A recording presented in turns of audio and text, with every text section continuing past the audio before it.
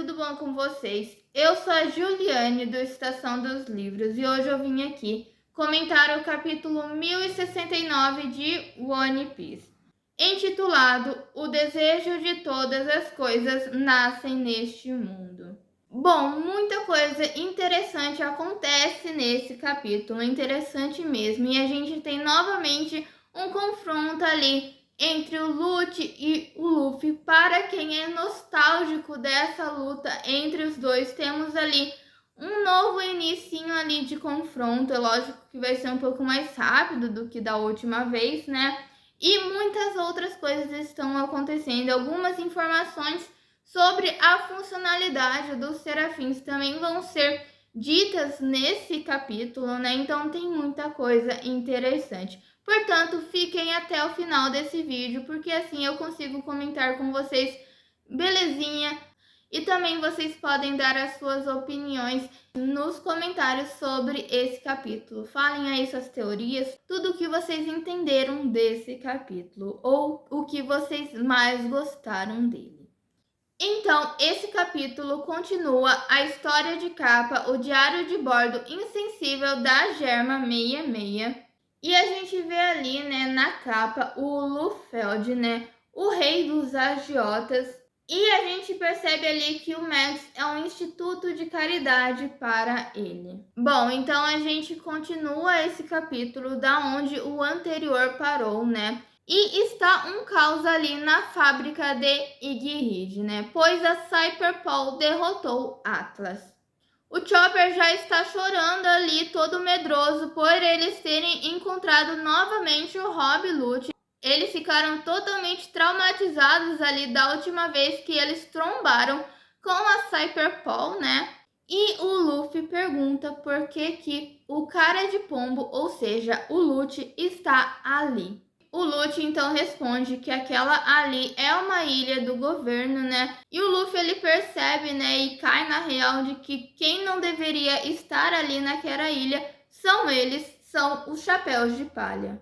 O Kako então diz que agora que o Luffy é um Yonkou, eles não devem lutar contra ele sem a permissão do alto escalão. A Stussy concorda, dizendo que um simples conflito se tornaria uma guerra generalizada. Ela então sugere relatar à marinha que o Luffy está ali em Iggy. O Luffy então manda o Jinbe cuidar da Bonnie e encontra a Atlas desmaiada. Ele manda o Chopper examiná-la. O Lute está ciente que lutar contra o Luffy não é uma boa ideia. Ele então pede para o Chapéu de Palha não se intrometer, pois aquele ali é um assunto do governo mundial. O Luffy já vira todo bravo ali para o Lute, dizendo que eles estão com Atlas e que ela deu comida para eles. No quartel-general da Marinha, o Akainu recebe a informação de que os Chapéus de Palha estão em Iggy e diz que a história está se complicando de novo. Ele ainda questiona se isso significa que o Vegapunk sabe o que a CP0 está fazendo ali naquela ilha. O marinheiro que está conversando ali com o Akainu diz que a CP0 forçou a sua entrada em Iggy. Eu só queria deixar claro aqui que o Akainu ele não tem um minuto de paz como almirante de frota. É pepino atrás de pepino que ele precisa resolver. É evento histórico atrás de evento histórico que está acontecendo nesses 2 anos que ele está ali no comando da Marinha, né? Tipo, é pepino atrás de pepino, evento atrás de evento, e ele não tem um minuto de paz. O Akainu então diz que se a CP0 ia declarar guerra, né, era para terem avisado ele antes.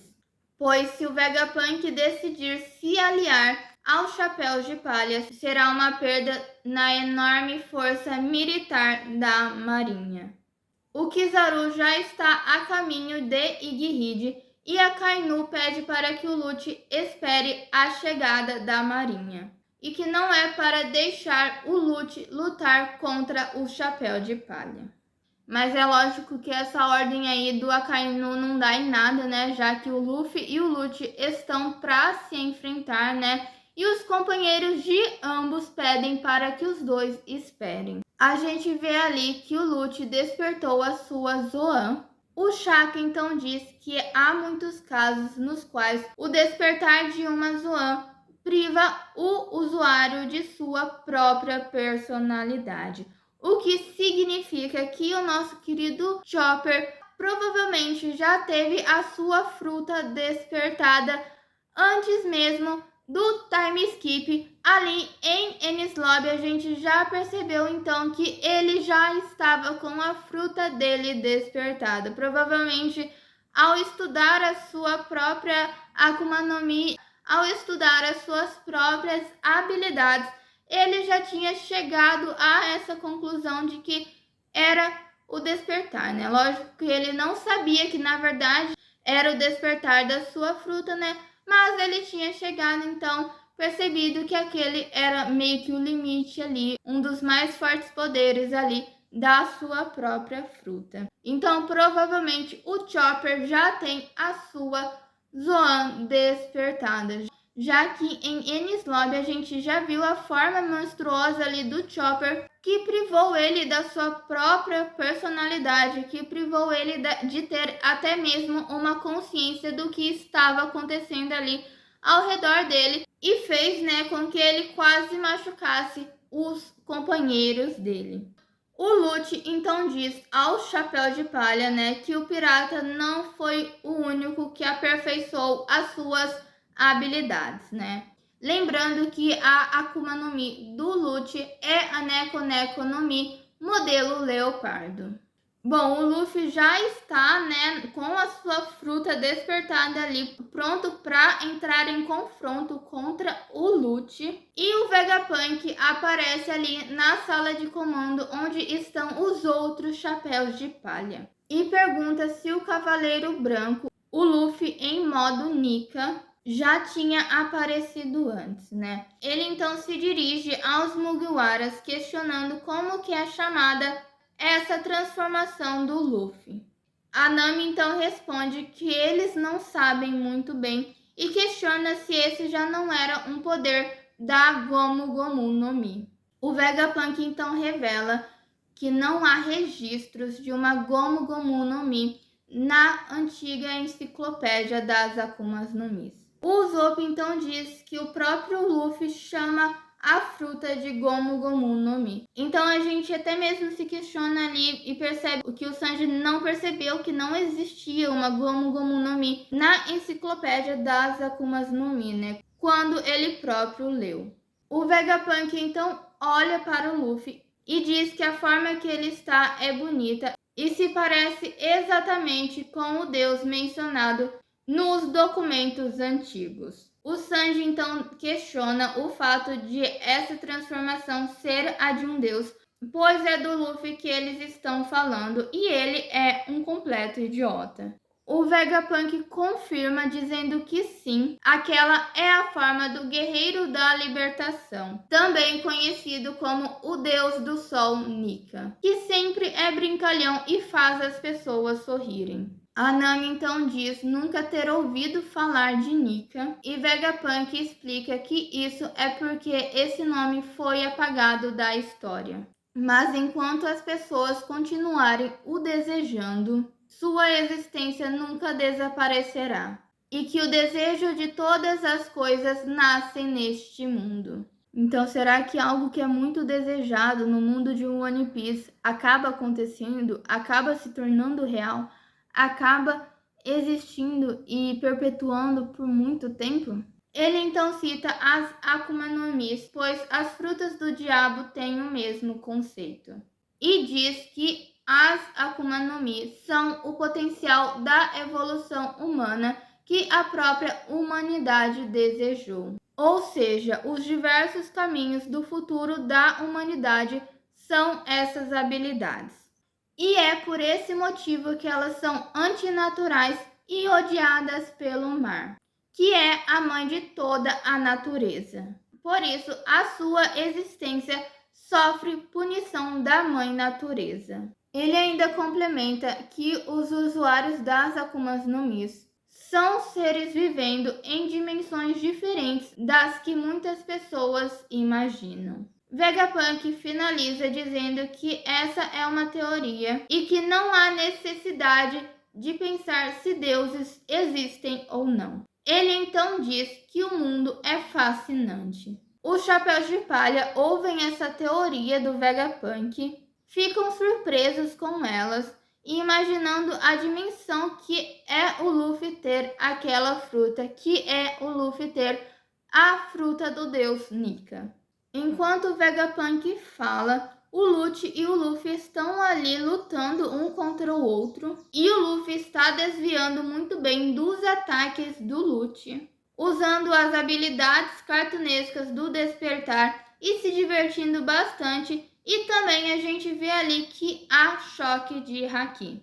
O Sentomaru então chega à cena do conflito com os serafins do Mihawk, do Jinbe e da Hancock. Ele então pergunta se é para ajudar a CP0, mas o Vegapunk já diz ali que na verdade a CP0 quer matá-lo e pede para que o Sentomaru se livre da CP0. O Sentomaru pergunta se isso também não vai fazer dele um malfeitor. O Vegapunk diz que o Sentomaru tem razão e que deveria ter pedido a opinião do rapaz primeiro. O cientista então diz que foi ele quem acolheu o Sentomaru quando ele não tinha mais nada para fazer. Então a gente percebe ali que o Vegapunk está botando uma leve pressãozinha ali no Sentomaru para que ele decida lutar ao lado do cientista, né? O Kako percebe que eles vão ter que lutar contra os 3 serafins e pede para o S-Beer derrotá-los. A Stussy então diz que eles estão em completa desvantagem e o Sentomaru pede para que o S-Beer ataque os oficiais do governo. E é isso que o Serafim faz. A gente então descobre que os serafins são comandados por autoridade e que a ordem de autoridade é diferente da dos pacifistas. Mesmo se os Goroseis comandarem os serafins por Dendemushi, a ordem será inválida. Então, a ordem de autoridade dos serafins é: primeiro Goroseis, segundo Vegapunk, terceiro Sentomaru e quarto o proprietário do chip de autoridade. O Luffy ataca o Lute novamente e a gente percebe que o Lute está ralando ali naquela luta e o Sentomaru dá ordens para que S-Snake leve os chapéus de palha ao foguete a vácuo e os guie para o Frontier Dome. E manda também que S-Hawk e S-Shark segurem a CP0. Ora, parece que o jogo virou, não é mesmo? Uma hora o Sentomaru estava lá atacando o chapéu de palha e agora tem que ajudar a proteger ele e agora tem que ajudar a deixar eles em segurança, não é mesmo? O Jinbe então se depara com o Serafim S-Shark, que é seu próprio clone, e pergunta ao Chopper se os seus olhos estão o enganando. Ele então comenta que as crianças serafins se parecem muito com os antigos membros dos Shichibukais e que ele não esperava que fosse clonado. Pensando aqui agora, será que a gente tem também o clone do Law e do próprio Barba Negra? O Sentomaru então diz ao Luffy que eles são inimigos, mas ele pergunta se o Chapéu de Palha deixará o Vegapunk fugir com eles.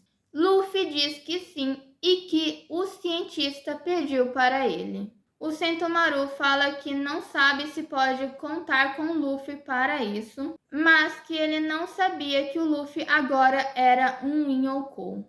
Além de, lógico, não se lembrar dessa aparência do Luffy, ou seja, do Luffy em modo Nika. Por fim, o Lute ataca e fere o Sentomaru. Ele usa Shugan e perfura Sentomaru no peito. Ele então diz que tudo o que eles precisam fazer é eliminar o comandante, pois assim os serafins seguirão as suas ordens. Então, esse foi o capítulo 1069 de One Piece. Eu espero que vocês tenham gostado. Foi um capítulo maravilhoso, incrível. Eu gostei muito desse capítulo. Teve confronto, informação, os membros do Chapéu de Palha descobrindo qual que é a verdadeira fruta do Luffy e muita coisa interessante acontecendo ali. E é isso, gente. Eu espero que vocês tenham gostado desse vídeo. Se vocês gostaram, se inscrevam aqui neste canal, curtam esse vídeo e comentem nele. E compartilhem ele com seus amigos, pois assim é uma forma do meu canal crescer cada vez mais. Bom, além de One Piece, eu também falo de livros, séries, filmes e animes. Então, fiquem à vontade aí para conferir outros vídeos do meu canal. Então é isso, gente, e até mais!